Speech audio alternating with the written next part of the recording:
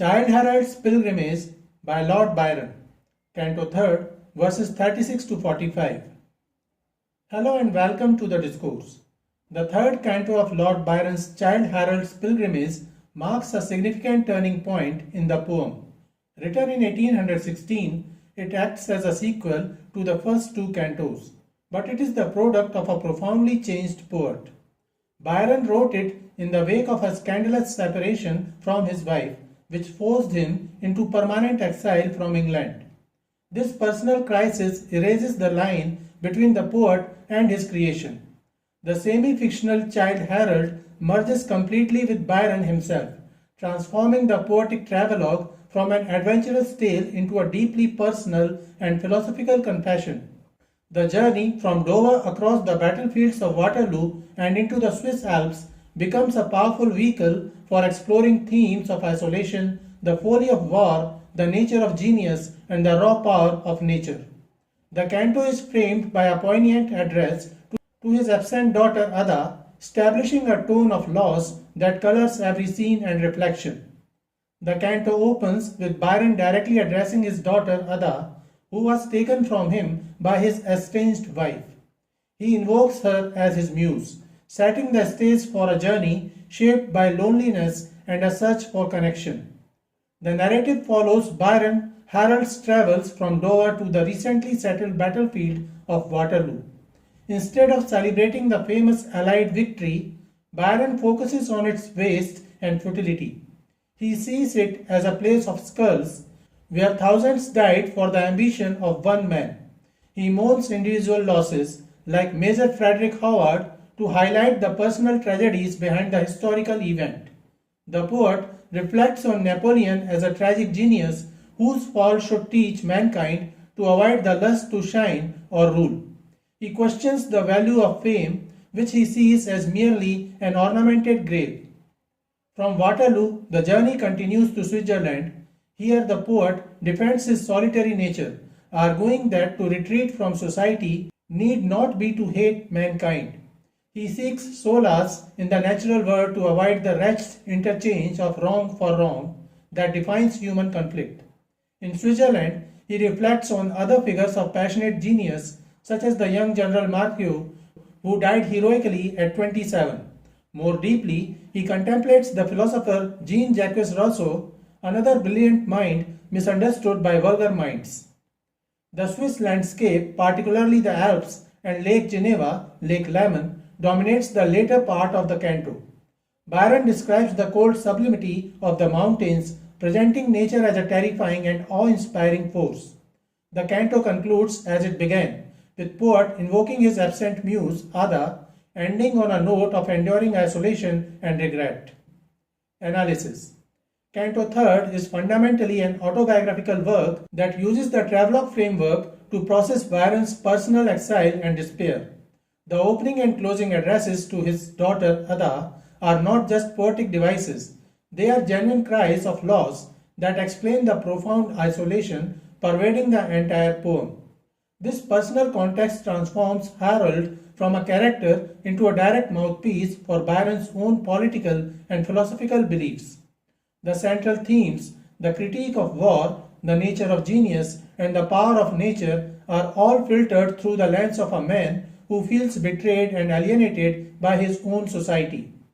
Byron's meditation on Waterloo establishes his nuanced view of history and power. He does not glorify the battle, but uses it to distinguish between different types of conflict. For Byron, battles of aggression like Waterloo are inherently unjust and wasteful. In contrast, he praises the stainless victories of Murat and Marathon, which were fought in defense of liberty.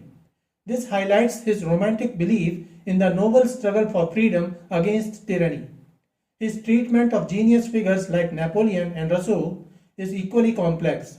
He admires their world-changing power and vision, describing them as madmen who have made men mad by their contagion.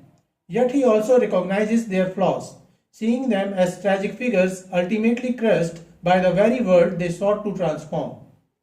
In them, Byron finds mirrors for his own experience as a celebrated yet ostracized genius. The role of nature in Canto 3rd is distinct from of other romantic poets like Wordsworth. For Byron, nature is not a gentle moral teacher, but a manifestation of the sublime, a terrifying, moral force that induces awe. The Alps, with their avalanches and storms, do not offer a peaceful escape. Instead, they act as a great equalizer, dwarfing human concerns and reflecting Byron's own internal turmoil and grandeur. This landscape magnifies his struggles rather than soothing them. Stylistically, Canto 3 showcases a more mature and seasoned poet. Written after several years and profound personal upheaval, the verse is more assured, weaving personal grief, philosophical argument, and vivid description into a powerful and cohesive whole.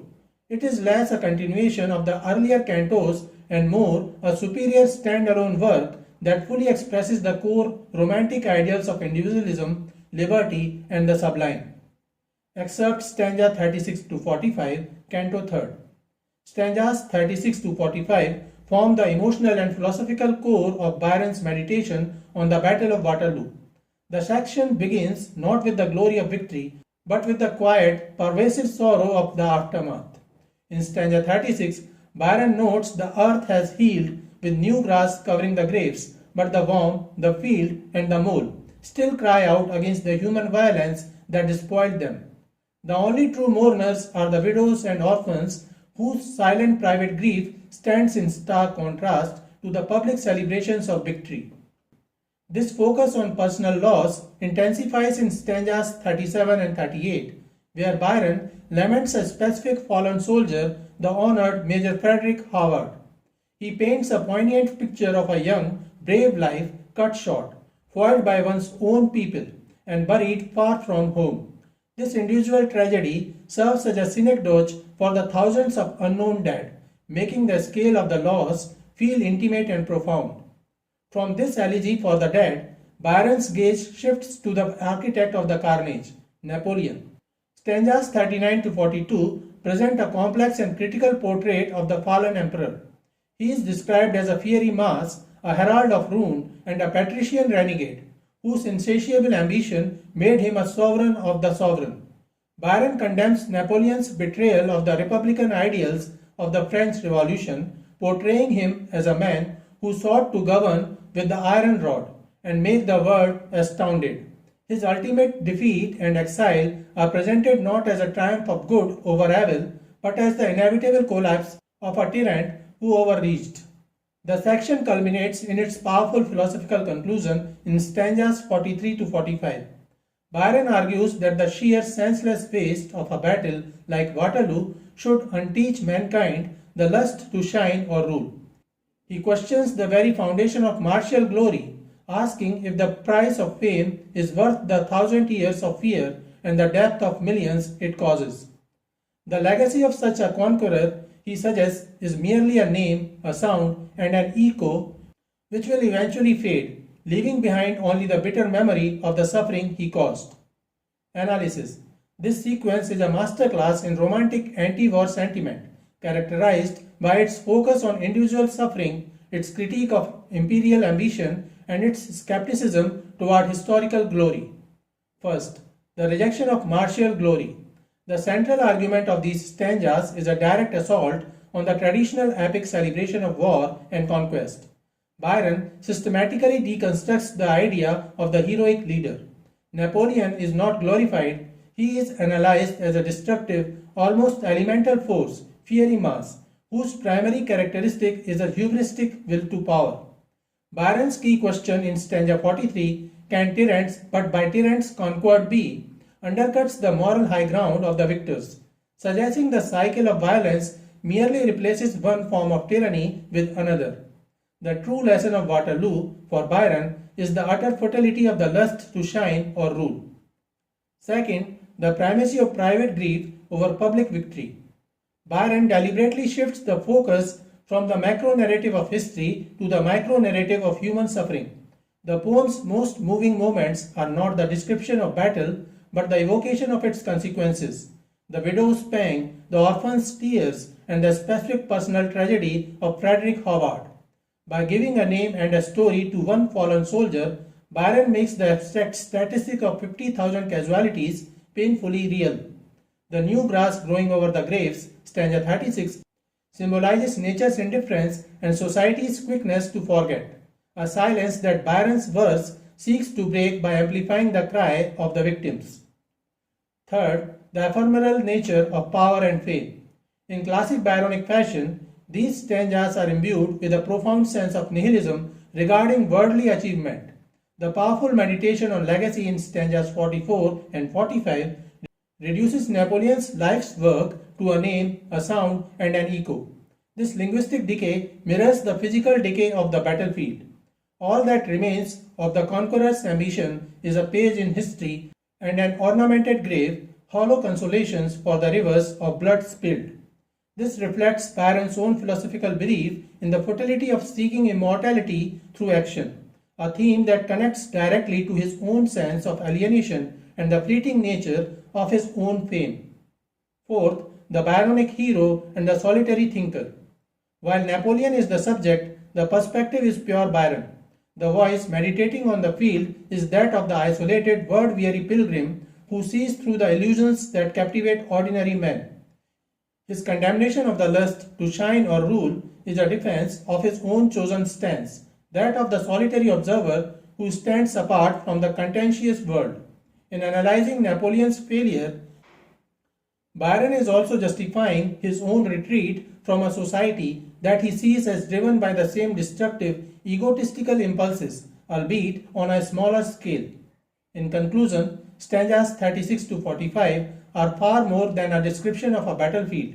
They are a cohesive philosophical argument against tyranny and war, a poignant elegy for the anonymous dead, and a brilliant character assassination of Napoleon that solidified the Byronic archetype of the brilliant but doomed individual whose ambition becomes his prison.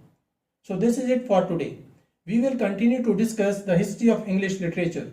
Please stay connected with the discourse. Thanks and regards.